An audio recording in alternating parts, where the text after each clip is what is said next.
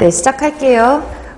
6월 5일 2021년도 6월 5일 날 시행되었던 지방공무원 9급 공개경쟁 임용 필기시험 문제풀이를 시작하도록 할게요. 그래서 이번 시험은 일단은 분석은 전체적으로 문제풀이하고 나서 설명을 드리고, 출제된 비중을 보면은 수지, 대기, 폐기물,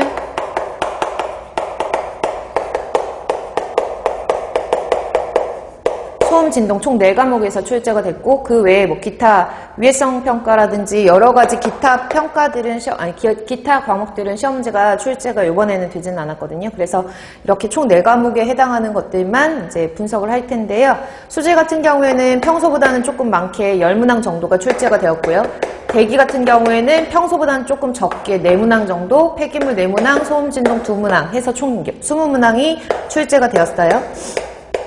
되셨죠? 그래서 여기 수지하고 대기 같은 경우가 원래도 많이 나오면은 12문제에서 14문제 정도가 출제가 되는데, 이번에는 14문제 그 비중 자체가 대기보다는 수지에 조금 더 초점을 맞춰가지고 문제가 출제가 되었기 때문에 수지 파트, 대기 파트가 많이 나온다는 것을 여러분들이 확인할 수 있으셨고, 당연한 거지만 이론적으로 이제 시험은 지나갔으니까 기출문제 풀이를 여러분들이 좀 참고를 하셔가지고 다시 한번 복습을 하시고 본인만의 좀 정리를 하실 때에는 수지 대기를 좀 더 확실하게 이론 공부를 해놓으시고 개념 정리를 해놓으시는 게 필요하다라는 걸 알 수 있는 시험이었죠. 그리고 난이도적인 측면은 문제를 풀면서 설명을 드리도록 할게요. 자, 문제 1번부터 바로 시작할게요. 주파수 단위로 옳은 것은 라고 했거든요. 주파수 같은 경우에 1초 동안 사이클 수를 말하는 거예요. 그쵸? 1초 동안의 사이클 수,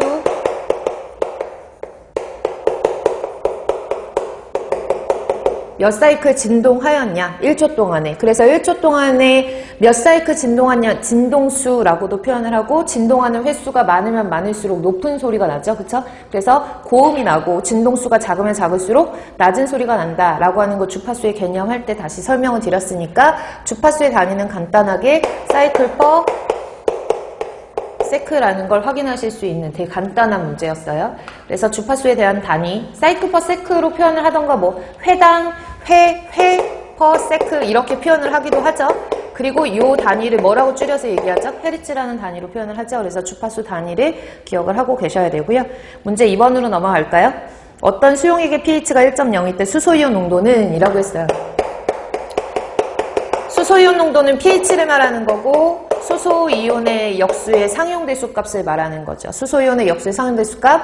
여기 수소이온의 농도는 바로 계산할 수 있으셔야 되는데 10의 마이너스 pH, 대괄호로 쓰면 이론 시간에 말씀드렸지만 이렇게 대괄호로 표현하는 건 몰퍼리터라는 단위로 나타내는 것이다 라는 걸 뜻한다고 했으니까요. 바로 대입만 하시면 돼요. pH가 1.0이니까 10의 마이너스 1승이 되겠죠. 10의 마이너스 1승 몰퍼리터. 풀이니까 다 써드려야죠. 그래서 0.1 몰퍼리터, 0.1 몰퍼리터가 정답이에요. 그래서 간단한 문제였고요. 3번 볼까요? 3번. 적조 원인과 일반적인 대책에 대한 설명으로 옳지 않은 것은 이라고 했어요. 그러니까 수업 시간에 제가 적조할 때 적조에 대한 설명, 그리고 적조의 발생 원인, 시험 문제 잘 나온다 그랬잖아요. 그래서 적조에 대한 원인과 대책에 대한 설명으로 옳지 않은 것은 이라고 했는데, 적조의 원인 생물은 편조류와 규조류가 대부분이다.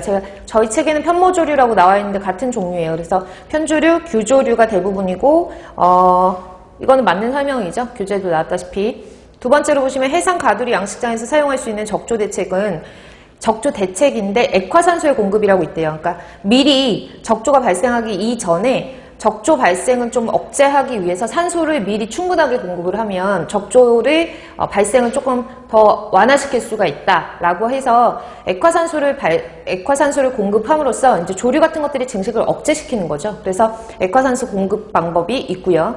세 번째로 보시면 해상 가두리 양식장에서 적조가 발생해도 평소와 같이 사료를 계속 공급하는 것이 바람직하다.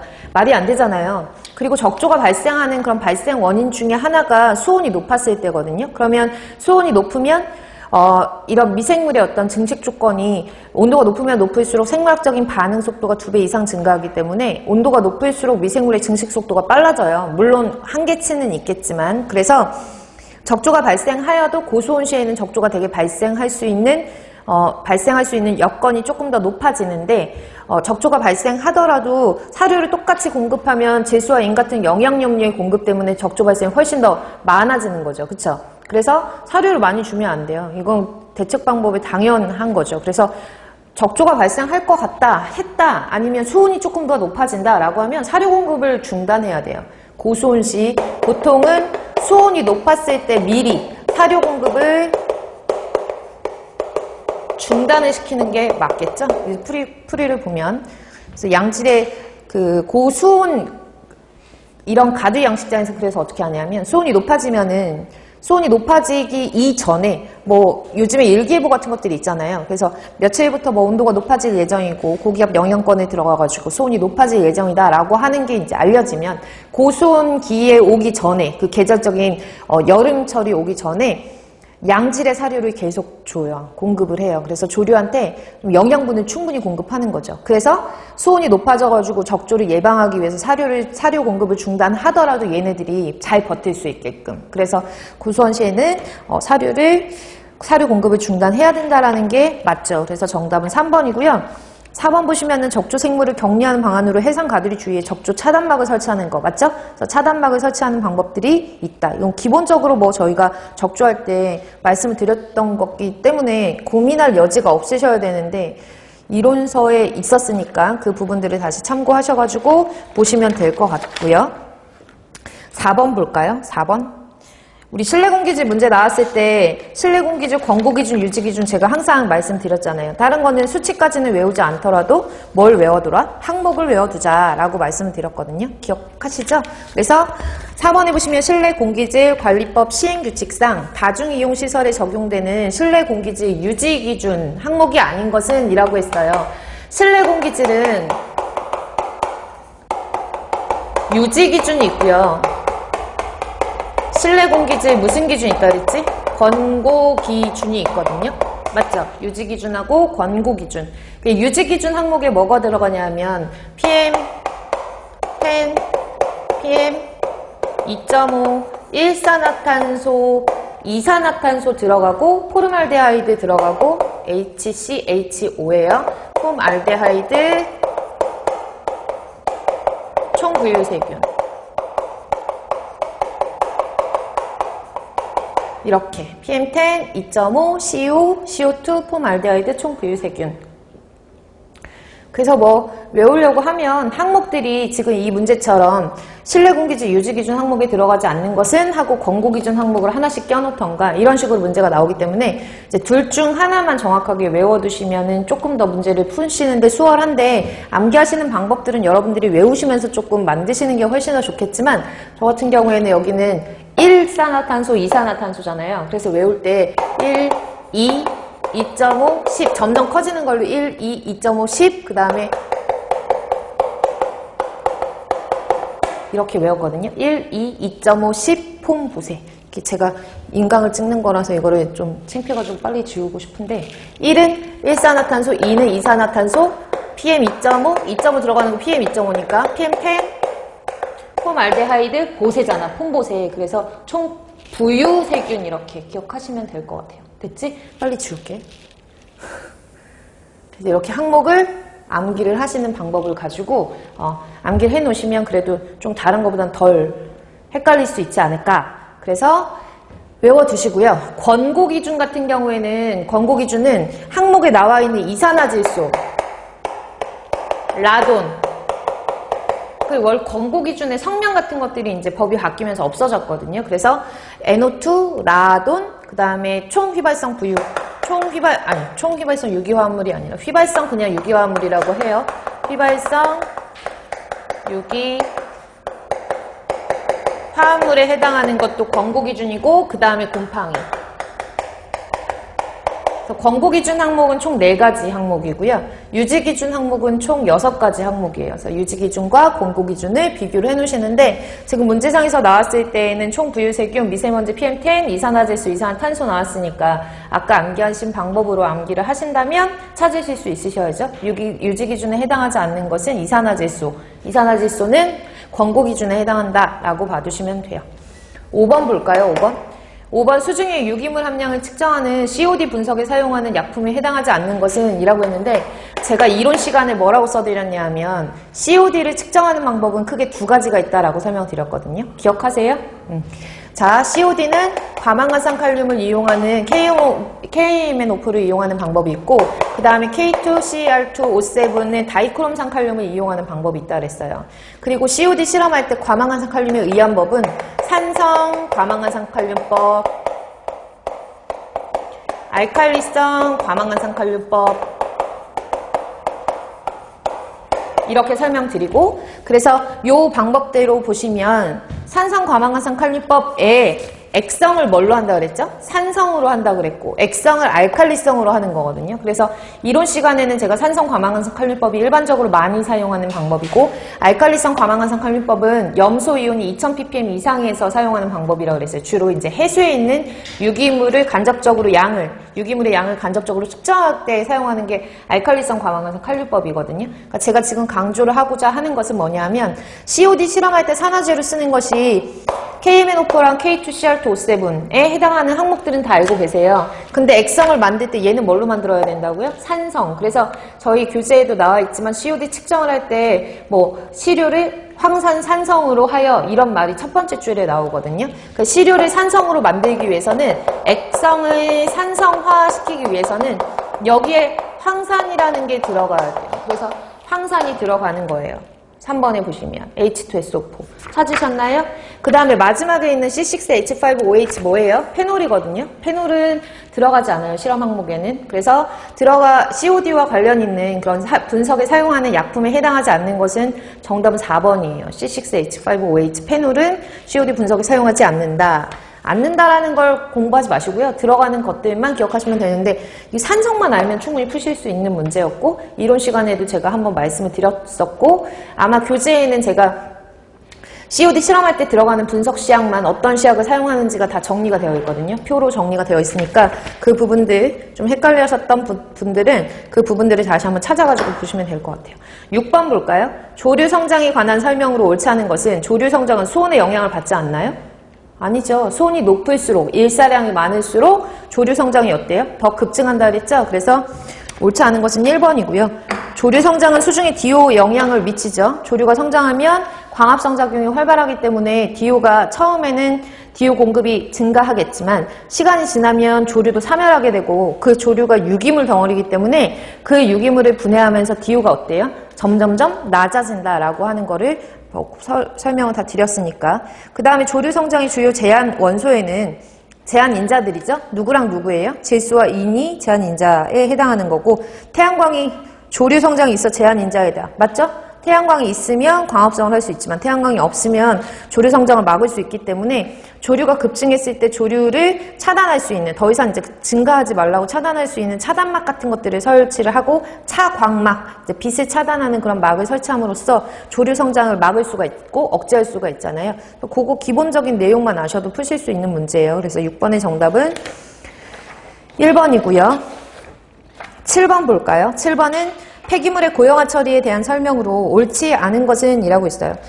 고형화할 때 설명드렸죠. 고형화, 안정화의 영향, 고형화, 안정화의 특징 할 때 폐기물을 고형화함으로써 독성을 감소시킬 수 있고요. 시멘트 기초법 같은 경우에는 내가 고형화를 시키기 위해서 포틀랜드 시멘트 가루 같은 것들을 넣어서 고형화시키는 거잖아요. 그렇기 때문에 부피도 증가하고 무게도 증가한다는 가장 큰 단점이 있다라고 말씀을 드렸고 세 번째로 보시면 석회 기초법 같은 경우에는 석회랑 포졸란이라고 하는 포졸란 물질을 폐기물에 섞는 방법을 석회 기초법이라고 하고 다 기본적인 내용이잖아요. 그쵸? 네 번째로 보시면 유기중합체법은 기억나실런지 모르겠는데 유기접합제, 아스팔트라든지 아니면은 뭐 에폭시라든지 폴리에틸렌이라든지 이런 거랑 섞어가지고 이 유해성이 있는 폐기물, 유해 폐기물을 바깥으로 나오지 못하도록 물리적으로 고형화시키는 방법이에요. 물리적으로 고립시키는 거예요. 얘네가 어떤 화학적인 반응을 통해서 하는 것이 아니라 폐기물의 고형 성분 자체를 그 고형분을 폐기물 안에 있는 고형분을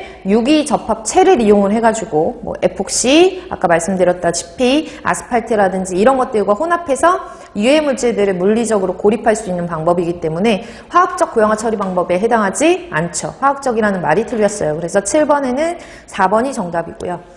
8번 보시면 열섬 현상이라고 히트 아일랜드라고 하는, 그러니까 도시 지역의 열 배출률이 많아서 생기는 현상이죠. 그러면 문제 먼저 읽어보고 설명을 드릴게요. 열섬 현상들은 도시의 열 배출량이 크기 때문에 발생한다. 1번에 열섬 현상이라고 하는 걸 영어로 히트 아일랜드라고 해요. 그러니까 도시 지역이 하나의 섬처럼 주변 지역보다 온도가 높은 현상을 말하는 거거든요. 작게는 0.3도에서요. 높게는 주변 지역보다 1.2도씩까지 높아지는 현상을 우리가 열섬 현상이라고 하는 거예요. 그러면 8번의 열섬 현상이라고 하는 건 주변 지역보다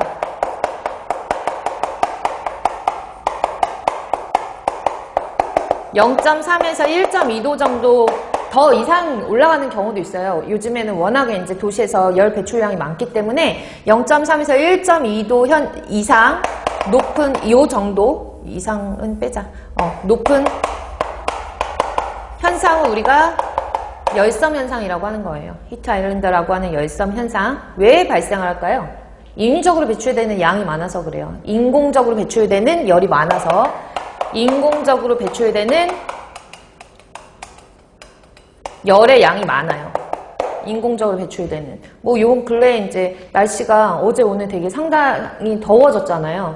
더우면서 이제 에어컨 같은 것들을 사용을 하면 에어컨의 역할이 냉매를 가지고 뭐 액화했다, 기화했다 하는 거기 때문에 거기서 발생하는 기화 열 때문에 기화 열을 흡수를 하고 액화열을 방출을 하죠. 액화열을 방출을 하면서 그런 것들이, 그러니까 쉽게 말해서 실외기? 에어컨 실외기로 바깥으로 나간단 말이에요. 그쵸? 그러면은 큰 건물들이 모여져 있는 그런 도시지역 같은 경우에는 당연히 사무실도 많겠고 에어컨 실외기도 밖에 많겠고 그러다 보니까 열 배출량도 많아지고 그런 열들이 바깥으로 빠져나갈 수 있는 형태가 아니에요. 왜냐하면 높은 빌딩으로 다 둘러싸여 있기 때문에 열이 나가려고 하면 이쪽 건물에 부딪혀서 다시 돌아오고 나가려고 하면 다시 돌아오고 이런 난반사가 많이 진행이 되거든요. 그러다 보니까 인공적인 열 배출량도 많지만 인공적으로 열이 배출됐을 때 바깥으로 방출하지 못하고 가둬져 있는 거죠. 그쵸? 가둬져 있는 거. 그래서 난반사, 건물 때문에 난반사가 많이 일어나는 형태예요. 그래서 난반사 형태로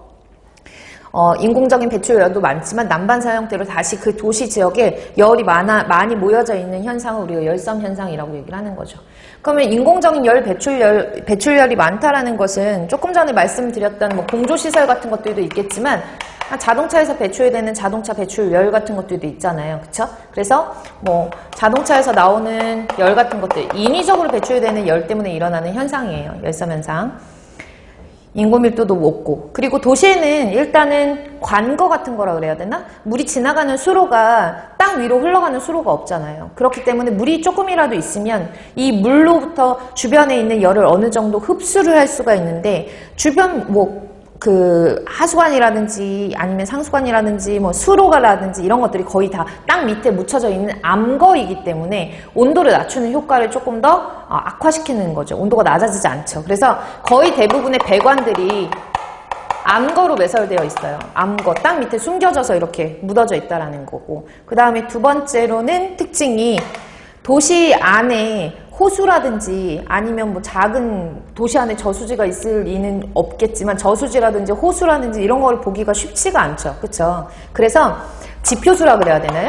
지표수 함량이 낮아요.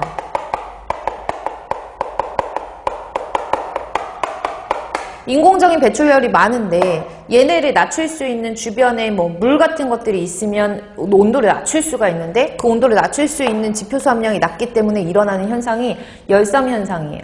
그러니까 열섬 현상 같은 경우에는 보통 맑고 바람 약할 때 많이 생기거든요. 그래서 맑고 바람 약할 때 많이 생기고요. 그리고 주로 밤에 생겨요. 밤에 그래서 기온이 25도씨 이상, 밤에는 원래 햇빛이 없기 때문에 열이 떨어져야 정상이잖아요. 기온이 떨어져야 정상인데 밤에 25도씨 이상의 고온이 지속되는 경우, 25도씨를 좀 고온이라고 했을 때 고온이 지속되는 경우를 우리가 열대 현상이라고 하는 거예요. 이런 열섬 현상 때문에 밤에 25도씨 이상으로 계속 기온이 유지되는 열대 현상 같은 것들이 발생을 하는 거죠. 열대야는 언제 발생해요? 우리나라 기준으로 여름에 많이 발생을 하죠. 그래서 여름에서 초가을에 일어나는 현상이에요. 기본적으로 열섬 현상이 히트 아일랜드라고 해가지고 도시 지역이 주변 지역보다 온도가 높은 현상을 말한다. 뭐 이런 기본적인 온도 개념이나 이런 것들이 중요한 게 아니라 그러니까 주변보다 온도가 높은 도시의 의미를 할 때 열섬 현상을 말한다라는 것만 아셔도 충분히 푸실 수 있는 문제거든요. 그리고 얘네들은 좀 작은 도시보다는 소도시보다는 직경이 한 10km 이상인 그런 직경이 좀 큰 편인 도시 지역에서 나타나는 현상이에요. 그래서 참고적으로 직경이 10km 이상의 도시 지역에서 발생한다라는 것도 참고적으로 알아두시면 돼요. 그럼 문제 풀어볼까요? 열섬 현상은 도시의 열 배출량이 크기 때문에 발생을 하고 맑고 바람이 없는 잔잔한 날에 낮보다는 언제 발생해요? 야간에 발생하기 때문에 열대야를 유발할 수 있다. 더스트돔 이펙트라고 해요. 왜냐하면 다른 데로 먼지 같은 것들이 그러니까 도시에서 나오는 것들이 뭐 열뿐만 아니라 대기오염 물질 같은 것들도 많이 배출이 되는데 그런 대기오염 물질들이 다른 데로 퍼져나가지 못하고 도시에 이렇게 뭉쳐져 있는 현상을 말하는 거잖아요. 그래서 더스트돔 이펙트라고 얘기를 해요. 먼지 지붕이 생긴다라고 해서 먼지 지붕 효과, 뭐 더스트돔 이펙트라고 얘기를 하고 10km 이상의 도시에서 잘 나타나는 현상이죠. 도시 내 공원이나 호수 지역에서 잘 나타난다. 도시 내에 있는 호수라든지 공원 같은 데에는 녹지 지역이라고 해가지고 주변의 온도를 어때요? 낮춰주는 역할을 하는 거죠. 그래서 상관이 없는 거 문제 4번이에요. 이거 상식적으로도 푸실 수 있는 문제라서 헷갈리지 마시고 보셔야 돼요. 9번 볼게요. 9번 문제 이게 도대체 무슨 공식이야? 뭐 저한테 시험 보고 와서 물어보는 학생들도 많았었는데 입경이 10마이크로미터인 미세먼지 PM10이 있대요. 근데 입경이 10마이크로미터니까 한 개, PM10이 한 개가 있었대요. 됐나요? 그래서 이것과 같은 뭐를 가진대요? 질량을 가진대요. 그러니까 질량이 똑같은 거예요. 얘가 갖고 있는 질량 M1이라고 했을 때 M1과 M2가 같은 거죠. 그쵸? 이렇게 질량을 똑같이 갖는 입경이 2.5 마이크로미터겠지. 그쵸? 왜? PM 2.5니까. 얘가 도대체 몇 개 최소 개수, 같은 질량을 가지려면 PM 2.5로 했을 때 최소 개수는 몇 개인가 이걸 물어보는 거거든요. 이건 전제 조건이 다 나와 있어서 미세먼지랑 초미세먼지, PM10 같은 경우에는 미세먼지, PM 2.5는 초미세먼지라고 우리가 칭하니까 미세먼지와 초미세먼지는 완전 구형이라고 나와 있고요. 그쵸? 완전 구형. 그 다음에 밀도는 크기와 관계없이 다 동일하다라고 되어 있어요. 그러면 여기서 제시된 조건이 질량 동일하다라고 나왔고요. 그 다음에 밀도 동일하다라고 나왔거든요. 맞아요? 밀도 동일하다라고 나왔어요. 그럼 이 밀도 개념 한번 볼까? 참고적으로 밀도라는 거는 단위 최적당 질량을 말해요. 그럼 부피를 계산을 하면 부피라고 하는 걸 이 공식에서 계산을 하려면 어떻게 해야 되냐면 질량을 밀도로 나눠줘야 되거든요. 질량을 밀도로 나눠줘야 돼요. 그럼 보세요. M1, 로1 했을 때 이 값이 M2, 로2 값이랑 어때요? 같다 그랬잖아요. 질량도 동일하고 밀도도 동일하고. 그러면 동일한 부피를 갖는다는 거예요. PM10이 이만큼 있었을 때 PM2.5는 이렇게 몇 개가 있는지는 모르겠지만 얘네들도 동일한 부피를 가지고 있다라는 걸 의미를 할 때 질량도 동일하고 밀도도 동일하다라고 주어진 거라고요. 그럼 얘 부피랑 똑같은데 얘는 입자가 하나고 얘는 한 개가 몇 개인지는 모르겠는데 몇 개가 모여가지고 전체 부피가 이 부피랑 동일하려면 부피만 동일하다라고 하고 푸시면 돼요. 그러면 PM10의 부피를 V1이라고 하고 PM2.5의 부피를 V2라고 얘기했을 때 이 값이 같잖아요. 동일한 부피를 갖는 거니까. 그럼 얘를 이렇게 동일한 부피를 갖는다라고 고쳐놓고 그럼 구형에서 부피 구하는 공식은 어떻게 되죠? 6분의 파이 dp의 3승 아닌가? 그쵸? 6분의 직경이 입자의 직경 dp라고 했을 때 6분의 파이 dp의 3승 아니에요? 요게 몇 개 있대? 한 개가 가지고 있는 부피가 몇 개가 가지고 있는 부피랑 똑같아야 되느냐 이걸 물어보는 거니까. 근데 여기서는 부피를 어떻게 계산하냐면 6분의 파이 dp의 3승인데 직경 대신 숫자 넣어주면 되니까 얼마지? 10마이크로미터? 그쵸? 10마이크로미터에 3승 곱하기 1, 6분의 8, 2.5에 3승 곱하기 얘가 몇 개 있어야 얘 부피랑 똑같은가? 이거 말하는 거잖아요. 그쵸?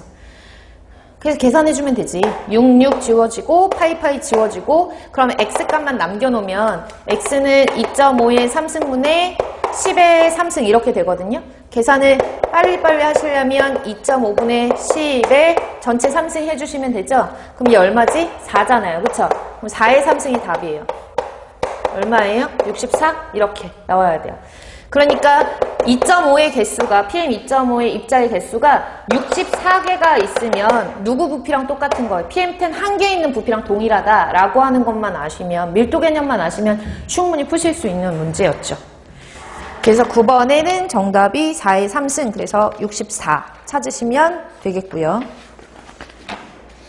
10번 갈까요? 10번? 퇴비화에 대한 설명으로 옳지 않은 것은 이라고 했어요. 일반적으로 퇴비화에 적합한 초기 탄제비는 책마다 약간 차이가 있으나 25에서 35라고 보는 책도 있고 20에서 30이라고 보는 책도 있다. 그쵸? 그래서 그 범위 안에서 찾으시면 되고요. 퇴비화 더미를 조성할 때 최적 습도가 70% 이상이에요? 70% 이상인가요? 최적 습도 제가 뭐라고 외우시라고 그랬죠? 퇴비할 때? 50% 정도라고 외우시라고 그랬어요. 그쵸? 그래서 50%인데 70% 이상, 아예 말이 안 되잖아. 그쵸? 그래서 50% 이상이라고 보셔야 되고, 수분이 70% 이상? 정확한 이런 퇴비할 때 최적 습도는 50에서 60%로 알려져 있고요. 70% 이상으로 습도가 높아지면 통기성이 떨어져요. 함수율이 높아지면 그 퇴비 더미 안에 공기가 공급이 안 된단 말이에요. 그래서 통기성이 떨어지면 혐기화가 잘 될 수 있고 혐기성화가 되면 냄새가 나죠? 그래서 악취도 발생할 수 있을 뿐더러 통기가 제대로 안 되기 때문에 퇴비화 되는 시간이 오래 걸리죠. 그래서 퇴비화 속도가 되게 느려지고 퇴비화가 완료되는 시간이 오래 걸린다. 이게 수분이 많았을 때 일어나는 단점이라고 제가 함수율이 너무 높으면 이렇게 돼요. 함수율이 너무 낮으면 이렇게 돼요. 이렇게 설명을 드렸거든요. 그러니까 여러분들이 그 부분을 정확하게 인지를 하고 계셔야 돼요. 함수율은 70% 이상이 아니라 50에서 60%예요. 50에서 60. 제가 이론 시간에 50으로 외우세요 라고 했거든요. 그래서 그 범주를 넘어서면 퇴비화가 잘 완료가 되지 않는다라고 봐두시고 고온성 미생물의 작용에 의한 분해가 끝나면 퇴비 온도는 떨어진다. 퇴비화는요 어디서 시작해요? 중온에서 시작해서 고온으로 올라갔다 다시 중온으로 내려오죠. 그래서 온도 변화. 퇴비화 과정에서 호기성 산화분해는 산소의 공급이 필수적이기 때문에 보통 산소를 직접적으로 공급을 하던가 아니면 뒤집기 방식을 통해서 산소를 호기성으로 유지시켜줘야지만 우리가 퇴비화가 완료가 된다라고 했잖아요. 그래서 산소 공급이 필수적이다. 뒤집기 공법으로 주로 사용을 하죠. 그래서 문제 10번의 정답은 2번이에요. 이것도 마찬가지로 틀리시면 안 되는 문제예요. 틀리면 안 되는 문제. 11번 볼게요. 5리터의 프로판 가스를 완전히 연소하고자 할 때 산소기체 부피는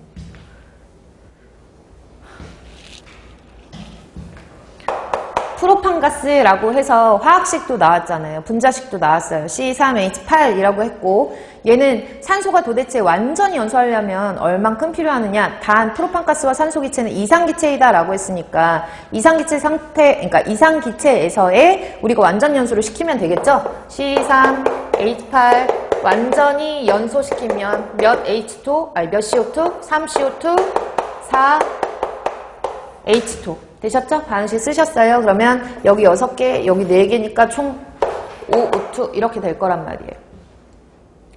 0도씨 1기압 표준 상태에서는요. 프로판 가스가 지금 앞에 있는 몰수를 기준으로 했을 때 1 곱하기 22.4m의 3승 이렇게 나오죠. 왜? 1몰에 상당하는 양은 기체의 종류에 상관없이 22.4L다 뭐 이렇게 표현을 하니까 근데 미터의 3승 써도 되고 리터라고 쓰셔도 상관없어요. 리터 이렇게 쓸까? 리터 22.4리터 그러면 그때 필요한 산소의 부피는 얼마예요? 5 곱하기 22.4리터겠죠. 맞아요? 어차피 22.4나 22.4 지워지니까 보통은 제가 지금 설명이니까 써드리지만 바로 나오면 얘가 1리터 있을 때 산소는 5리터 필요하구나 바로 나오셔야 돼요. 1리터 있을 때 5리터 필요하구나. 이해 가시나요? 근데 지금 문제상에서 프로판가스가 얼마래요? 5리터 있대요. 이게 얼마 필요한가? 이거 계산하면 되죠. X는 얼마지? 25리터. 그래서 정답은 4번이고요. 12번 볼게요. 12번 마스킹 효과 단골이죠. 소음 진동 단골. 그래서 두 가지 음의 주파수가 비슷하면 마스킹 효과가 증가한다. 마스킹 소음의 레벨이 높을수록 마스킹되는 주파수 범위 늘어난다. 다 이론 시간에 했던 부분이고 어떤 소리가 다른 소리를 들을 수 있는 능력을 감소시키는 현상을 말하는 거죠. 그 고음이 저음을 잘 마스킹하는 게 아니라 저음이 고음을 잘 마스킹한다라고 했어요.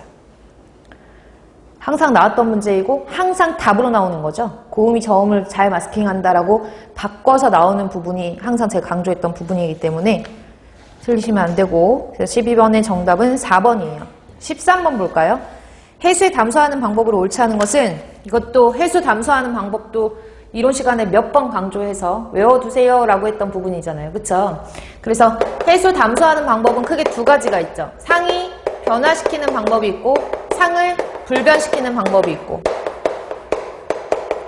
액체에서 기체로, 기체에서 고체로, 승화는 안 되겠지만 고체에서 액체로 이런 식으로 상을 물이라는 것의 고체, 액체, 기체 상태를 변화시켜가지고 우리가 담소화시키는 방법을 상 변화 방식이라고 하고, 변화시키지 않고, 그러니까 액체는 액체 상태에서 뭐 예를 들어 막을 통과를 해가지고 물이 들어갔는데 그 막에 염분 같은 것만 걸리고 그 다음에 깨끗한 물이 나온다 이러면은 상이 변하지 않는 거니까 상 불변 방식이 있는 거죠. 그래서 상 변화 방식하고 상 불변 방식이 있는데, 상 변화 방식에는 뭐가 있죠? 증발법 또 결정법, 이렇게 두 가지 있다라고 했던 거 기억나세요?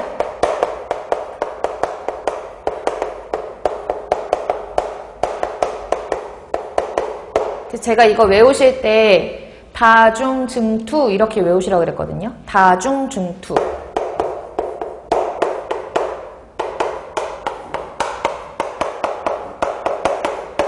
됐나요? 다중증투.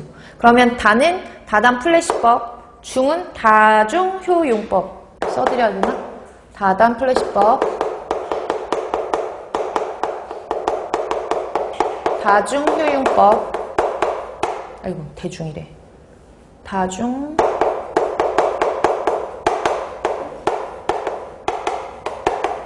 증기압축법, 투과기압법. 법은 생략하고 썼으니까 다단플래시법, 다중효용법, 증기압축법, 투과기압법, 이렇게 해서 이 네 가지는 외워두세요 라고 말씀드렸고, 이 결정법 같은 경우에는 냉동법하고 가스수화물법 있었잖아요. 그쵸? 그래서 결례인가 이렇게 기억하시라고 그랬는데, 냉동법,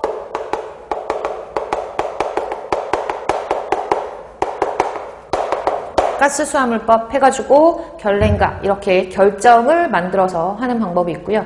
상불변 방식에는 뭐가 있죠? 막법 있죠. 용매 추출하고. 그래서 막을 이용하는 막법, 그 다음에 용매를 추출하는 용매 추출법. 상불변 방식의 막법이 있는데, 막에는 뭐 사용한다 그랬냐면 역삼투막을 제일 많이 사용을 하고요. 그리고 전기투석막을 사용하기도 해요. 그래서 역삼투, 전기투석.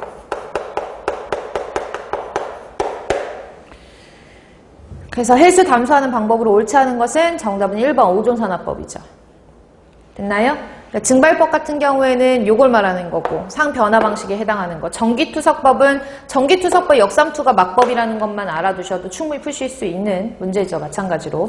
13번의 정답은 1번이에요. 14번 보시면 14번이 조금 이게 왜 나왔지? 라는 식으로 학생들이 많이 조금 당황을 하셨을 텐데, 단순 온도 단위환산이거든요. 그래서 이 부분은 조금 정리를 하고 넘어갈게요. 사실 이런 문제는 다시는 잘 안 나올 확률이 높아요. 한번 나오면 잘 안 나올 확률이 높긴 하고, 그리고 최근에 온도에 관련된 게 잘 나오지는 않기 때문에 그렇게 중요하지는 않은 파트인데, 어쨌든 변별력을 위해서 낸 것 같아요. 근데 기본적으로 알고 계시라고 해서 저희 이론서에 1권에 거의 수실 앞 페이지에 온도 환산하는 게 나와 있거든요. 그래서 온도 환산하는 것만 아셔도 충분히 뭐 외우셨었으면 푸실 수 있었겠지만, 좀 자주 출제되는 문제는 아니었기 때문에 약간 당황스러운 문제죠. 당황스러운 문제. 어쨌든 간 볼게요. 온도는요, 우리가 특히 한 4가지 정도로 추려가지고 쓸 수가 있어요. 근데 주로 사용하는 건 사실 3가지예요. 주로 사용하는 건 뭘 주로 공학에서 표현을 하냐 하면 섭씨 온도, 그 다음에 화씨 온도, 그 다음에 절대 온도. 이 세 가지는 언급이 되는데 그 중에서도 우리나라에선 거의 대부분 온도를 섭씨로 표현하기 때문에 화씨를 잘 안 쓰거든요. 그래서 섭씨, 화씨, 절대 온도 이렇게 쓰는데 이 절대 온도를 켈빈 온도라고 보통 얘기를 하죠. 맞죠? 근데 랭킨 온도라고 해가지고 랭킨 온도라고 쓸게요. 랭킨 온도 절대 온도의 일종으로 랭킨이라는 그런 물리학자가 만들어 놓은 온도라고 생각하시면 되고요. 어쨌든 섭씨, 화씨, 켈빈 온도, 랭킨 온도 이렇게 네 가지 종류의 온도를 표시하는 방법들이 있는데 섭씨는 다 아시다시피 도씨, 얘는 도 F, 절대 온도는 K, 랭킨 온도는 도 R 이렇게 쓰거든요. 이 랭킨 온도가 사실 언급이 잘 안 돼가지고 여러분들이 좀 이 문제가 좀 당황스러웠겠지만 한번 볼게요. 다시 나왔을 경우에는 틀리시면 안 되니까.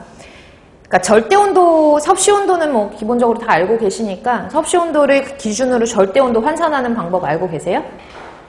절대 온도 어떻게 해요? 어떻게 계산하지? 273 플러스 섭씨 온도에다 273 더하면 되는 거 아닌가요? 제가 이렇게 쓸게요. 섭씨 온도 T도씨라고 할게요. 섭씨 온도 T도씨. 섭씨 온도에다가 273 더하면 켈빈 온도, 절대 온도 나오잖아요. 그것처럼 나 절대 온도로 표현을 할 건데, 절대 온도로 표현을 할 건데, 근데 나는 화씨 온도로 표현을 할 거야 라고 하는 게 랭킨 온도예요.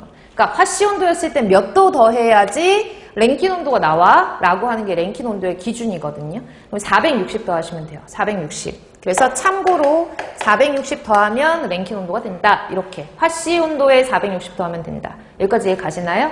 그리고 섭씨 온도, 화씨 온도로 바꾸고 화씨 온도, 섭씨 온도로 바꾸는 거 기억하시라 그랬고 우리 교재에 다 나와 있는 내용이에요. 이 네 가지 다 나와 있는 내용인데 화씨 온도로 바꾸는 걸 보시려면 화씨 온도로 바꾸려면 5분의 9T도씨 플러스 32라고 우리 책에 써 있거든요. 요 공식 하나를 외우든 여기에서 지금 T도씨라고 하는 요 섭씨 온도로 풀어주면 어떻게 되냐 하면 화씨 온도 빼기 32가 되잖아요. 그쵸? 맞지? 그럼 도씨는 어떻게 되지? 9분의 5 도 F 마이너스 32 되거든요. 이거 만약에 화씨 온도 나오고 섭씨 온도로 고쳐라 라고 하면 9분의 5 T도 F 마이너스 32 이게 섭씨 온도, 화씨 온도 환산하는 방법이에요. 근데 제가 이론 시간에 이 둘 중에 외워두시려면 하나만 외워두시면 돼요 라고 말씀드렸던 부분이거든요. 그래서 랭킨 온도만 제외하면 이론서에 있던, 랭킨 온도까지 해서 이제 이론서에 다 있는 내용이지만 좀 얘가 좀 생소하긴 했지만 지금부터 봐두시면 섭씨 온도를 절대 온도로 바꿀 때 273 더하고 화씨 온도를 절대 온도로 바꿀 때 460 더한다만 알고 계시면 되죠. 그럼 풀게요. 1번 보시면은 물의 온도를 표현했을 때 가장 높은 온도인데 75도씨래요. 그럼 75도씨를 일단은 75도씨 표현할 수 있는 방법이 75도씨 표현할 수 있는 방법이 지금 섭씨 온도잖아요. 그쵸? 화씨 온도로도 바꿀 수 있죠. 화씨 온도로 한번 바꿔볼까? 다른 거를 다 비교하려고 하지 말고 일단 75도씨를 옆에 2번 봤을 때 화씨 온도로도 표현되어 있고 3번 봤을 때 켈빈 온도라고 표현되어 있고 4번 봤을 때 랭킨 온도라고 나왔으니까 이 네 가지로 75도로 한번 바꿔보자고요. 됐나요?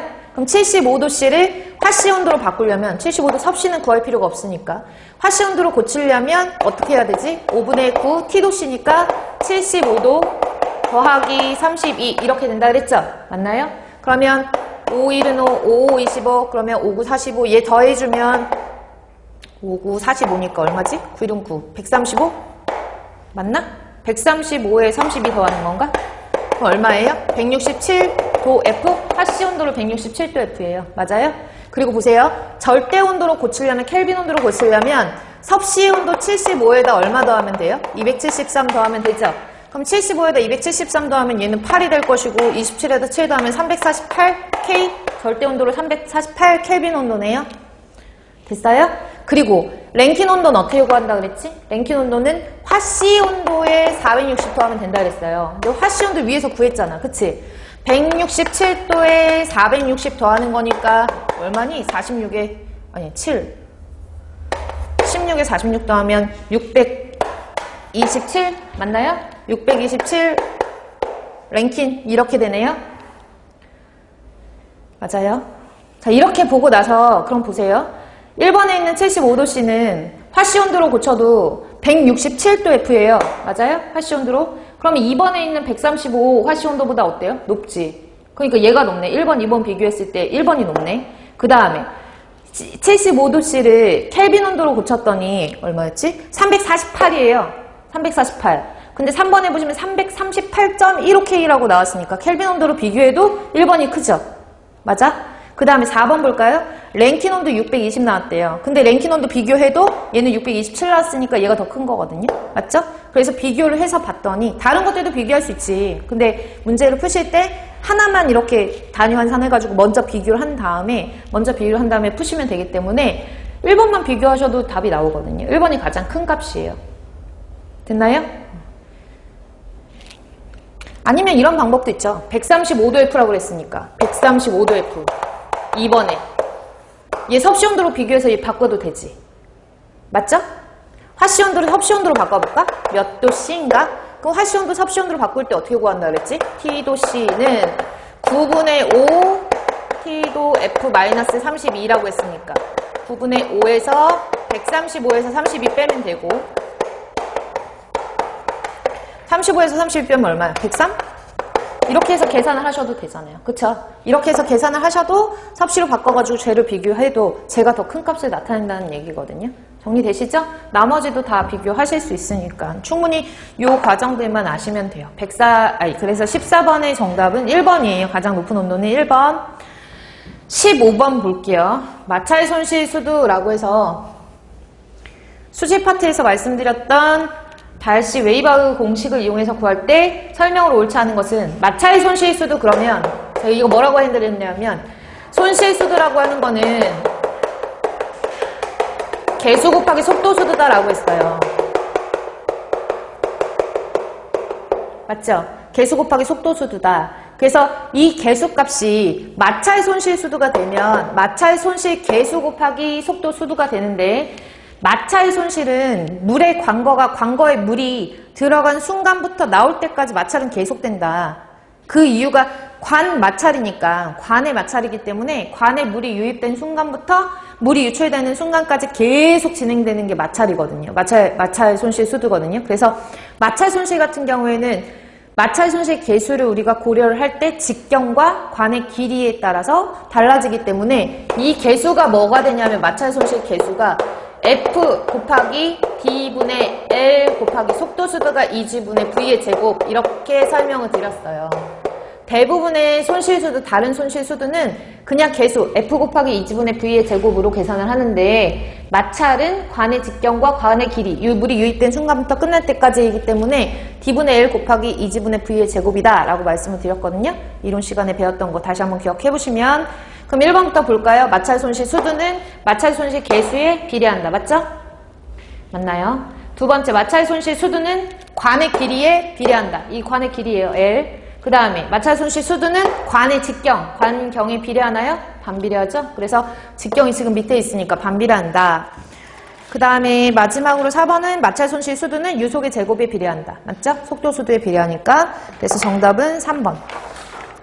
16번 볼게요. 염소의 농도가 25ppm, 25mg/L이고 유량이 12m/세제곱퍼세크인 하천의 염소의 농도가 40mg/L이고 유량 속도가 3m/세제곱퍼세크의 지류, 그러니까 얇은 좀 작은 그런 흐름이 혼합되는 거죠. 혼합된 하천의 하류의 염소 농도가 얼마인가? 염소가 보존성이고 두 흐름은 완전히 혼합된다. 이거 완전 혼합 공식으로만 계산하시면 되는 거죠. 그래서 하천이 흐르고 있었죠. 문제 풀면 염소 농도가 25mg/L, 그 다음에 유량 속도가 12m/세제곱퍼세크인 하천에 염소 농도가 40mg/L, 유량이 3m/세제곱퍼세크인 지류가 혼합이 됐대요. 여기서 혼합 염소 농도 계산하는 거잖아요. 혼합 공식 어떻게 풀지? Q1 플러스 Q2분의 Q1. 첫 번째 유량 Q1, 여기에서의 농도 C1, 여기에서의 농도 C2, 여기에서 유량 Q2, 여기서 CM, 여기서의 유량은 Q1, Q2. 맞죠? 유량이 12가 흐르고 있었는데 이쪽에서 물이 3이 더 온대요. 그러면 총 여기 전체 혼합돼서 흘러가는 물의 유량은 얼마지? 15잖아요. 그쵸? 그래서 요거, 이 혼합되어 있는, 혼합되면은 얼마만큼의 염소 농도를 가질 수 있는가? 혼합 후에 일정한 시간이 흐른 후에 혼합이 완전 혼합됐다라고 가정하고 이 지점에서의 농도는 평균치 구하는 거랑 똑같아요. 그쵸? 그래서 공식으로 굳이 쓰자면 전체 유량으로 나눠준 거예요. 전체 그 안에 있는 부하량을. Q1, C1, Q2, C2 이렇게 계산한다라고 했거든요.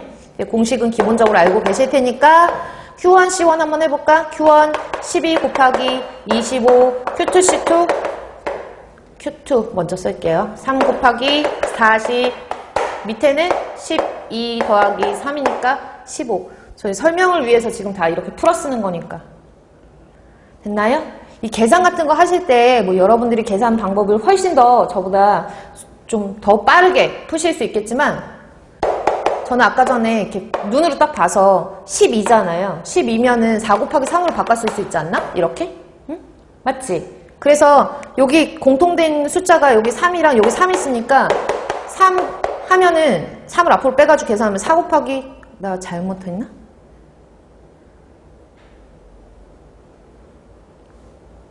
맞지? 3을 빼면 25를 4배하면 얼마지? 100이잖아요. 내 말 이해가? 산수를 하고 있는 중이야. 3을 앞으로 빼서 계산을, 왜냐면 12 곱하기 25를 계산을 곱하기를 해야 되니까 좀 빨리빨리 삭제할 수 있거나 아니면 단순화할 수 있는 수치들을 계산을 그냥 산수를 하자면 3을 앞으로 빼가지고 4 곱하기 25는 100이고 그 다음에 여기 40 있으니까 이렇게 되는 거거든요. 맞죠? 산수하자면. 그래서 5 나누기 140 나누기 5 하면 되지? 5, 20, 5, 8에 40. 그래서 28이에요. 정답은 1번. 틀리시면 안 되는 문제죠. 그래서 풀어보시고 17번 볼까요? 폐기물 소각시 발열량에 대한 설명으로 옳지 않은 것은 연소 생성물 중에 수분이 액상일 경우 발열량을 고위 발열량, 연소 생성물 중에 수분이 증기일 경우의 발열량을 저위 발열량. 고위 발열량, 저위 발열량 할 때 제가 항상 강조를 했던 부분인데 어떤 연료를 태웠을 때 반드시 그때 발생을 하죠. 뭐가 발생을 하냐면 수증기가 발생을 해요. 소각로에서. 그쵸? 근데 그 수증기가 연통에서 배출되지 않고 소각로 내에서 응축돼가지고 물이 될 때 발생하는 그 수증기의 응축열이 있다 그랬고 그 응축열을 포함한 발열량을 우리가 뭐라고 했냐면 고위 발열량이라고 했어요. 이해 가세요? 봐봐. 연료 같은 것들 아니면 폐기물 같은 것들을 연소를 시키잖아요. 어쨌든 소각로에서 소각을 시키면 그때 뭐가 발생하냐면 수증기가 발생을 한단 말이에요. 이 수증기가 증기 형태로 바깥으로 외부로 배출되기도 하지만 증기 형태에서 외부로 배출되지 않고 그 소각로 내에서 물로 된대. 그러니까 기체가 액체로 변화할 때, 기체가 액체로 변화할 때 응축열이 발생한다 그랬잖아요. 이 응축열까지 포함한 발열량을 뭐라고 했지? 고위 발열량이라고 했거든. 맞죠? 고위 발열량. 그래서 고위 발열량이 있고 응축 잡열을 포함한 거, 그 다음에 응축 잡열을 포함하지 않으면 뭐라 그랬죠? 저위 발열량이라고 했거든요. 그 이번에 있는 설명 그거예요. 연소 생성물 중에 수분이 증기일 경우 발열량을 저위 발열량이라고 한다. 라고 해서 배기가스 내에 있는 수증기가 그대로 이제 증기 형태로 배출되면 그게 저위 발열량, 응축되면은 고위 발열량, 응축 잡열까지 포함하면. 그래서 고위 발열량, 저위 발열량 계산할 때 저위 발열량 어떻게 해요? 고위 발열량에서 뭘 빼주지? 물의 증발 잡열 빼주잖아요. 그쵸? 이 과정에서 보는 거죠. 그래서 1번, 2번은 그 내용을 말하는 거고 3번 보시면 고체와 액체 발열량을 뭘로 쓴다 그랬지? 고체, 액체의 발열량 뭘로 측정한다 그랬죠? 공부식. 기체는요? 융커스, 내지는 융게스라고 그랬죠? 그래서 융게스, 융커스식 열량계로 측정한다. 그래서 불꽃 열량계가 아니죠. 정답은 3번이에요. 틀린 거. 실제 소각로는 배기가스 온도가 높기 때문에 저위 발열량을 사용한 방법이 합리적이다. 저위 발열량은 아까 뭐를 포함하지 않는다 그랬지? 증기가 물로 응축되지 않는다 그랬잖아요. 그쵸? 맞지? 증기가 응축되면은 그 응축되는 열까지 포함하고 있는 게 고위 발열량인데 저희 발열량 같은 경우에는 증기 형태를 그대로 배출하는 형태이기 때문에 물로 응축되지 않는다는 거예요. 배기가스가 온도가 높으니까 물로 응축될 일이 없다. 그래서 응축열까지 포함하지 않아도 된다. 이게 저희 발열량이거든요. 그래서 소각로에 설계할 때 기본이 되는 발열량이 저희 발열량이다. 이렇게 말씀드렸으니까 이제 푸실 수 있으실 거예요. 그래서 17번에는 정답 3번. 고체 액체는 본부식이에요. 18번 볼까요? 18번. 18번 그냥 단위환산 문제죠. 순도가 90%, CaCO3 0.4g의 산성용액에 용해시켜 최종 부피를 360ml로 조제하였다. 용해, 녹는 거 이외에 다른 반응이 일어나지 않는데요. 그러니까 뭐 산성물질에 넣었다라고 해가지고 여기 산염기 중화 반응 이런 거를 생각하는 게 아니라 그냥 단순 녹였다라는 개념으로 보는 거기 때문에 농도 계산만 하시면 되는 거예요. 이때 이 용액의 노르말 농도를 구하시오라고 했거든요. 노르말 농도. 노르말 농도는 당량 농도죠? EQ/L를 말하는 거라서 전체 용액 안에 용질이 얼만큼 들어가 있느냐만 계산해 주시면 되는데 그쵸? 전체 용액 얼마죠? 360ml, 부피가 CaCO3가 0.4g 들어가 있대요. 단위 환산만 해주시면 돼요. 그러니까 0.4g이 총 360ml 안에 들어가 있는 걸 노르말 농도로 환산만 해주시면 되는 문제니까 쉽게 단위 환산으로 푸실 수 있는데 이제 문제는 여기서 여러분들이 조금 헷갈리실 수 있는 게 뭐 산성용액이고 CaCO3는 탄산칼슘이니까 얘네들이 혹시나 반응을 하지 않을까라고 해서 전제 조건 하에 반응하지 않는다라고 나왔으니까 단순 단위 환산으로 10의 3승 ml는 1L CaCO3죠? CaCO3 일당량은 CaCO3의 분자량 나누기 가수 얘네 가수니까 몇 g이에요? 50g 바로 나오셔야 돼요. 그래서 바로 50g이 1당량에 해당한다. 여기까지 계산하시면 EQ/L 노르말 농도 나오는데요. 순도가 몇 프로래요? 90%니까 순도 보정만 해주시면 되죠. 그래서 여기 3개 지워주시고 10의 3승 지워주시고 그리고 그럼 계산하면 360 곱하기 5분의 0.4 곱하기 90이거든요. 맞지? 맞죠? 그러면 얘 이거 나눠주시면 9, 4, 36, 4 곱하기 20분의 0.4가 되겠네? 이거 계산하시면 될 것 같은데? 맞지? 그럼 0.02? 이게 4분의 200이니까 4, 5, 20, 50분의 1이네? 0.02 노르말 농도 이렇게 푸시면 되죠. 0.02 노르말 농도 되셨어요? 됐지? 네. 이 19번 볼게요. 수중에 암모니아가 0차 반응한대요. 몇 차 반응한대요? 0차 반응. 반응 속도 상수가 K 값이 얼마냐면 10mg/L 데이에 마이너스 1승 이렇게 나왔거든요. 암모니아가 90% 반응하는데 걸리는 시간은 얼마인가? 라고 했어요. 암모니아 초기 농도는 100일 때 문제상이 몇 차 반응이라고 나왔어요? 0차 반응. 저희가 반응 속도 할 때 딴 건 몰라도 0차, 1차, 2차 반응 속도 기억해라. 그쵸? 반응을 하고 어떤 반응을 했을 때 이 반응에 초기 농도, 반응조에 들어가는 농도가 C0, T라는 시간 동안 반응하고 나가는 농도가 CT라고 가정을 했을 때 0차 반응식은 어떻게 돼요? CT-C0는 마이너스 KT 1차 반응은 ln C0분의 CT는 마이너스 KT 2차 반응은 CT분의 1 마이너스 C0분의 1은 K 곱하기 T다 이렇게 강조해가지고 계속 외우셨잖아요. 그쵸? 0차 반응 이용하여라 그러니까 이거 대입하시면 되는 거죠. 초기 농도 나왔고 나중 농도 나왔죠. 왜? 90% 반응한다라고 했으니까. 그러면 반응을 했을 때 초기 농도가 100mg/L가 들어가고 90% 반응시킨다고 하면 90%가 암모니아랑 반응하고 그 다음에 나머지 10%가 나가는 거니까 10이 나가는 거잖아요. C0 나왔고 CT 나왔고 K값 나왔고 T 구하면 되는데 맞아요? 여기 있는 공식에서 T 구하면 된다고요. T로 T-C0는 마이너스 KT라는 0차 반응에서 T만 구하면 되니까 T는 뭐예요? 마이너스 K분의 CT-C0가 될 것이고 나중 농도가 10, 처음 농도가 100, 마이너스 K 값이니까 K는 지금 10이라고 나왔죠? 단위 보시면 mg/L 다 삭제돼요. 볼까? 위에 10 마이너스 100은 mg/L잖아요. 그쵸? 맞지? 그리고 밑에 있는 K 값 같은 경우에는 mg/L 미터 데이에 마이너스 1승 이렇게 나왔으니까 이거를 다 지워주면 시간 나오잖아요. 그쵸? 근데 얘가 얼마니? 반응 차수가 10, 반응 속도 상수가 10이라고 나왔으니까 요거 풀어주시면 돼요. 마이너스 10 해야 되지? 마이너스 10 됐나? 그 위에 마이너스 90 밑에는 마이너스 10 9.0 데이. 그래서 정답은 3번이에요. 영차 반응식 다 기본적으로 아시는 거니까. 20번 문제 보시면 20번이 조금 변별력을 위해서 낸 문제죠. 법규 문제인데 저희가 이론 시간에도 말씀드렸지만 이 법규가 어디 부분이 어떤 파트가 나올지 모르기 때문에 사실은 법규 모든 거를 다 외우실 수 있는 거는 좀 부담이 될 수밖에 없어요. 그래서 20번 같은 문제들은 좀 약간 변별력을 위해서 낸 문제니까 여러분들이 당황하셨겠지만 그래도 한번 보고 다음번에 나왔을 때 틀리지 않는다는 생각으로 공부를 하시면 될 것 같아요.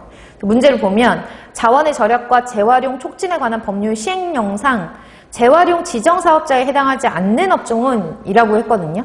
재활용 지정사업자라고 하는 것들은 재활용 가능할, 그러니까 이게 여기 법에도 나와 있다시피 법명은 자원의 절약과 재활용 촉진에 관한 법률이에요. 그 법률에 관한 시행령을 보기 전에 법에 이 법 23조에 뭐라고 되어 있냐면 재활용 가능 자원을 효율적으로 이용하기 위해서 필요한 업종을 우리가 재활용 지정사업자로 지정을 해야 된다라고 법으로 정해져 있어요. 그래서 대통령령은 대통령령으로 정하는 이런 업종에 종사하는 그런 사업자들은 환경부 장관이나 아니면 주무부 장관이 대통령령으로 정하는 방침과 절차에 따라서 다음에 고시하는 어떤 지침을 따라야 된다. 이런 것들이 이제 법적으로 나와 있거든요. 근데 그런 지정사업자는요, 딱 3가지예요. 종이, 유리, 제철, 제강업. 됐나요? 종이, 유리, 제철, 제강업. 대통령령이 정하는 업종이라고 하는 거는요, 종이 제조업, 유리, 용기 제조업, 그 다음에 제철 및 제강업이기 때문에 이 문제는 뭐 틀리시는 분들이 거의 대다수일 거예요. 그래서 찍은 사람이 맞는 거지 풀어가지고 맞는 사람은 거의 없을 거거든요. 그래서 좀 변별력을 위한 법규 문제라고 여러분들이 생각을 하시면 좋을 것 같아요. 이렇게 해가지고 20문제를 다 풀어봤는데요. 보시면 아시겠지만 물론 짧은 시간 안에 시험을 보시는 얼마나 좀 긴장되고 평소 실력이 다 나오지 못할 수도 있고 아니면 분명히 아는 건데 계산 문제가 막 꼬여가지고 중간에 안 풀릴 수도 있고 정말 많은 변수들이 있거든요. 근데 그런 변수를 이겨내야 이제 합격을 할 수가 있고 고득점을 받을 수 있는 건데 이번 시험 문제 같은 경우에는 사실은 중간중간 약간 당황할 만한 문제가 나오지는 않았어요. 그래서 여러분들이 뭐 저는 이거 보고 너무 당황했어요 라고 하는 문제는 정말 간단하게 좀 생각만 하시면 푸실 수 있는 문제들인데 아무래도 그런 주변 환경 같은 것들이나 압박감 같은 것들이 있어서 부담감이 있어서 제 실력을 못 냈을 수도 있겠다라는 생각이 들거든요. 만약에 이번 시험에 본인 실력들을 잘 발휘를 못했다라고 하시는 분들은요, 너무 실망하지 마시고 기존에 했던 대로 제가 항상 강조했던 대로 수질이라든지 대기라든지 모든 전반적인 내용의 이제 개념 철저히 하게 여러분들이 복습을 하시고 부족한 부분은 보완을 하시고요. 그리고 이번에 좋은 결과를 내신 분들은 뭐 쭉 그런 면접까지 잘 합격을 하셔가지고 좋은 결과 있으셨으면 좋겠어요. 그래서 문제 수는 총 20문제로 제가 풀이를 해드린 과정을 보시면 아시겠지만 이게 어려운 문제가 없고요. 그리고 어려운 문제라고 하더라도 제가 이론서에 다 정리가 되어 있는 부분이 있기 때문에 교재 갖고 계시는 분들은 교재 안에다가 어떠한 부분들이 나왔고 이게 설명한 부분이 이렇게 출제가 되었구나라는 걸 이게 한 번만 풀어보지 마시고 여러 번 틀린 부분을 반복하시면서 다시 한번 체크를 해보셨으면 좋겠어요. 네, 이렇게 해서 이번 6월 5일 날 시행되었던 지방공무원 9급 공제경쟁 임용 필기시험 문제 풀이를 마칠게요. 수고하셨습니다.